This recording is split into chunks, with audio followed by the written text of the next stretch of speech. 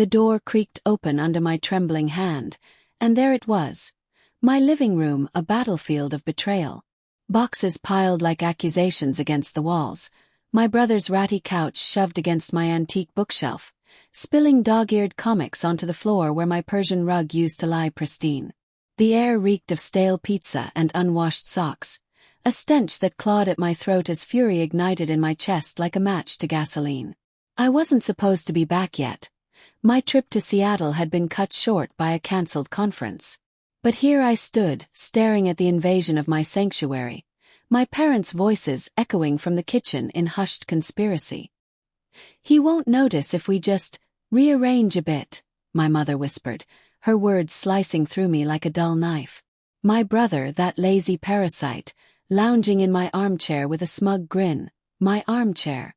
Heart pounding, I slammed the door behind me, the sound reverberating like a gunshot, and in that instant, the seed of revenge took root, bitter and unyielding. I froze in the entryway, my suitcase thudding to the hardwood floor with a hollow echo. The room spun slightly, the familiar lines of my home warped by this grotesque intrusion. My parents emerged from the kitchen, faces paling like ghosts caught in daylight. Dad's hands were still greasy from whatever fast food they'd been unpacking, and Mom clutched a dish towel like a shield. "Alex, you're back early," Dad stammered, his voice cracking on the last word, eyes darting to the boxes as if they might vanish under scrutiny. "Early? Or just in time?" I spat, my voice low and venomous, barely containing the storm raging inside. Humiliation burned hot in my veins. How long had they been plotting this? My brother, Jake, shifted in the chair, his smirk fading into feigned innocence. "Hey, bro, surprise." He laughed nervously, but it died in his throat as I stepped forward, my fists clenched so tight my nails bit into my palms. The betrayal hit me in waves. First shock, then a crushing heartbreak that made my chest ache. I'd worked 2 jobs through college to buy this house, scrimping on everything while Jake partied away his inheritance. And my parents, they'd always favored him, the baby who could do no wrong, even as he bounced from one failed scheme to another. But this, sneaking him in while I was away, it was a violation, a theft of my autonomy. Inside, denial whispered, "Maybe it's a misunderstanding." But no, the evidence was everywhere. The keys on the counter, his clothes spilling from a duffel bag. Resentment boiled over, fueling dark fantasies. Smashing those boxes, dragging him out by his collar. Yet guilt flickered too. Had I been too distant, too successful, making them resent me? Mom stepped forward, her eyes pleading. "Honey, Jake's been evicted again. We thought. Just temporarily. You have so much space here." Her voice was soft, manipulative in its maternal warmth, the same tone she'd used to guilt me into loans for Jake's business ventures. Base. This was my refuge, the one thing I'd carved out after years of their favoritism. The kitchen light flickered overhead, casting harsh shadows that made her face look gaunt, deceptive. "Temporarily," I echoed, my laugh bitter and hollow. "Like the last time you helped him and he stayed 6 months at your place, trashing it?" Jake stood now, towering over me as always, but his posture was defensive, hands raised. "Come on, Alex. Family helps family. I lost my job, economy sucks." His words were casual, but I heard the undercurrent of entitlement, the same whine that had echoed through our childhood. Anger surged, making my vision tunnel. I wanted to scream, to expose every resentment I'd buried. The Christmases where he got the big gifts, the times they bailed him out while I bootstrapped alone. Instead, I forced a smile, cold and calculated. "Fine. Stay the night. We'll talk tomorrow." The words tasted like ash, but inside, obsession stirred. As they exchanged relieved glances, I retreated to my bedroom, locking the door with a soft click that felt like the cocking of a gun. The room was untouched, yet, but the violation lingered, a psychic stain.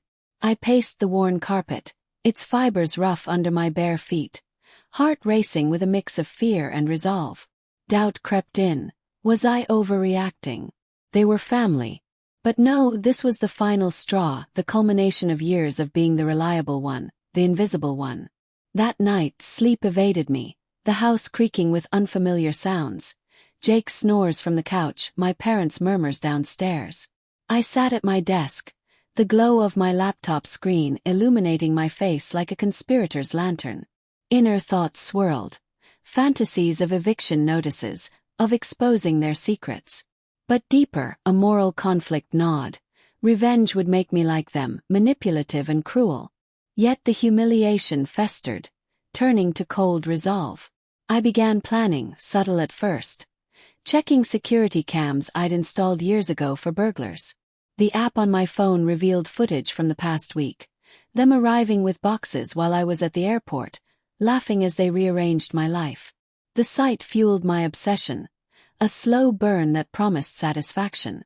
The next morning, sunlight slanted through the blinds, casting striped shadows on the kitchen table like prison bars. I brewed coffee, the rich aroma masking the tension as they gathered. "So, about Jake staying," Dad started, his tone conciliatory, fork scraping against his plate of eggs. Mom nodded eagerly. "It's just until he gets back on his feet. You understand, right?"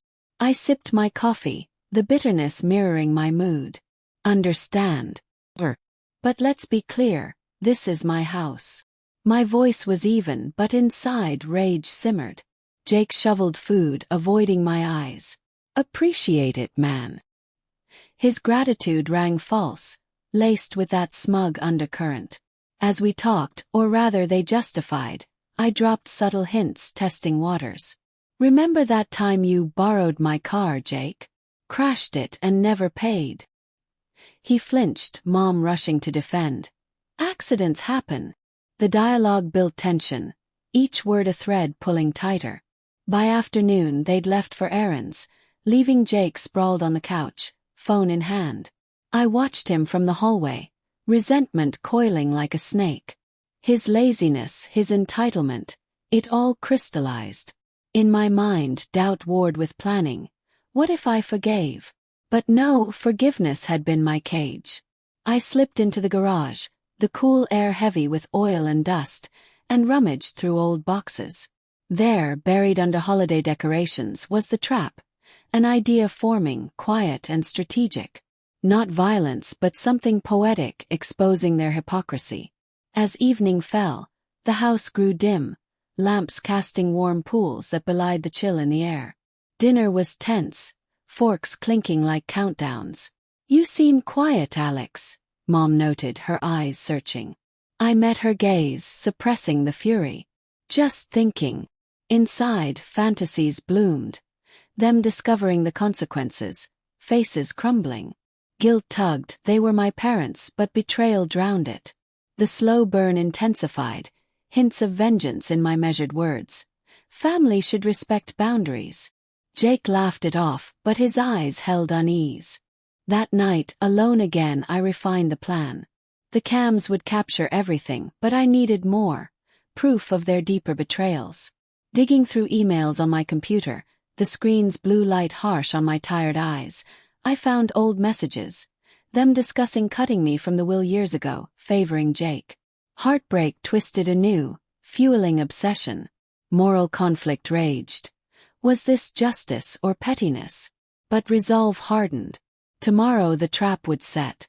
The following days blurred into calculated normalcy. I worked from home, the click of my keyboard a rhythmic underscore to my plotting. Jake lounged, leaving messes. Crumbs on counters, wet towels on floors, that grated like sandpaper on skin. Parents visited daily. Their presence a suffocating reminder.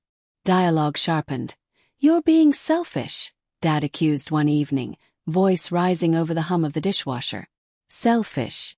After everything I've done." My retort cracked with suppressed rage, tension thickening the air like fog. Inside, denial faded. Fantasies solidified into action. I installed hidden mics, the tiny devices cold in my palm, guilt whispering as I hid them. Fear prickled, what if they found out? But the pursuit consumed me. Subtle hints emerged. A misplaced key, a cryptic note. Jake grew paranoid, muttering about weird vibes. The slow burn built, each quiet moment pregnant with impending storm. By week's end, the house felt like a pressure cooker, steam hissing from every crack. I overheard them in the kitchen, whispers sharp as knives. "Alex is on to us," Mom fretted. "Just push through," Dad urged. Their motivations peeled back, fear of Jake's failure reflecting on them, resentment of my independence. Layered, human but unforgivable. My cold resolve peaked. The trap was ready, a web of evidence and exposure. The revelation came at dawn, the sky bleeding pink through the curtains as I reviewed the footage. There on my screen, my parents and Jake in the living room at midnight, voices low but clear through the hidden mic. "Once he's back on a trip, we change the locks," Dad murmured, his words a gut punch. "Make it permanent." Jake nodded, greedy eyes glinting. "He owes me, always the golden boy." Mom hesitated, guilt in her tone. "But is this right?" Yet she acquiesced, sealing their conspiracy. Heartbreak morphed into icy fury. This wasn't temporary, it was theft. Obsession gripped me fully now, the plan crystallizing. Not just eviction but ruin, exposing their fraud to the world. I confronted them that morning, the kitchen air thick with the scent of burnt toast. "I know everything," I said calmly, phone in hand with the recording cued. Their faces drained of color, Dad sputtering. "What do you mean?" Mom's hands trembled on her mug, coffee sloshing. Jake bolted upright from the table, chair scraping harshly. "You spied on us." His accusation dripped with hypocrisy, fueling my resentment. Spied? In my own house. I laughed, the sound brittle and unhinged. Inside, moral conflict stormed. This would shatter family ties forever. Doubt flickered. Forgive and move on. But no, the humiliation demanded justice. I played the clip, their voices tinny but damning, filling the room like poison gas. Silence followed, heavy and suffocating. "Alex, please," Mom begged, tears welling, her vulnerability almost swaying me. Almost. The dialogue escalated, raw and revealing. "You've always hated my success," I accused, voice cracking with years of suppressed pain. Dad defended. "We just want what's best for everyone." But his eyes betrayed manipulation, the same look when he'd forgotten my birthdays. Jake lashed out. "You're paranoid, man. It's not like that." Yet his fists clenched, suppressed rage mirroring mine. Tension coiled, every word a spark on dry tinder. I gave them an ultimatum. Leave now, or I send this to relatives, friends, even Jake's probation officer from that old DUI. Fear flashed in their eyes. Motivations laid bare. Protecting their image, enabling Jake's parasitism at my expense. Guilt gnawed at me as Mom sobbed, but resolve held. They packed hastily, boxes thudding like defeated hearts, the house echoing with their hurried footsteps. Alone at last, the quiet was deafening, a void where family should be. I wandered the rooms, textures assaulting my senses. The rough weave of the couch where Jake had lounged, the smooth wood of the table scarred by their meals. Heartbreak lingered, but obsession pushed me forward. The trap wasn't done. Poetic justice demanded more. I drafted an email, attaching the recording to our extended family. Fingers hovered over send. Moral grayness loomed. Was I the villain now? Days passed in isolation, the house a ghost of itself. Work calls blurred, my mind replaying the betrayal. Inner thoughts tormented. Fantasies of reconciliation warred with vengeful glee. Fear crept in. What if they retaliated? But cold resolve won. I hit send, the whoosh of the email a final exhale. Responses flooded in, shock, support, outrage. Aunt Clara called, voice warm. "I always suspected. You're brave." Validation soothed, but guilt twisted. Had I destroyed them? Weeks later, the twist unfolded. Jake showed up at my door, rain sluicing down his face, eyes hollow. "They cut me off," he admitted, voice breaking. "Said I was the problem." The storm outside mirrored my turmoil, thunder rumbling like judgment. He begged forgiveness, revealing hidden motives. Jealousy of my life, pressure from parents to claim what was owed. Layered complexity hit. He wasn't just lazy, but broken by their favoritism. I let him in, the door clicking shut like fate's sealing. Dialogue flowed, natural and pained. Why, Jake? Because I hated being the failure. Suppressed rage gave way to raw honesty, tension easing into uneasy truce. But inside doubt surged, forgive. The trap had worked, but at what cost? Then the shock, Mom's call, voice frail. We were wrong. Dad's heart attack, stress from the fallout.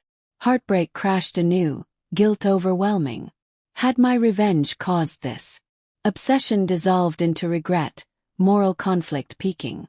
I rushed to the hospital, the sterile halls reeking of antiseptic, beeps echoing like accusations. There, amid machines and whispers, the payoff crystallized. Dad recovered, but the family fractured, yet reborn. They apologized, motivations exposed. Fear of aging alone, clinging to Jake as proxy. My resolve softened. Revenge had delivered justice, but with unexpected consequences. Reconciliation on my terms. In the end, boundaries redrawn, I stood in my reclaimed home, the air fresh and mine. The trap had ensnared us all, a web of emotions leading to uneasy peace. Betrayal's scar remained, but so did growth, a psychologically resonant twist. Revenge heals, but wounds deeper than intended.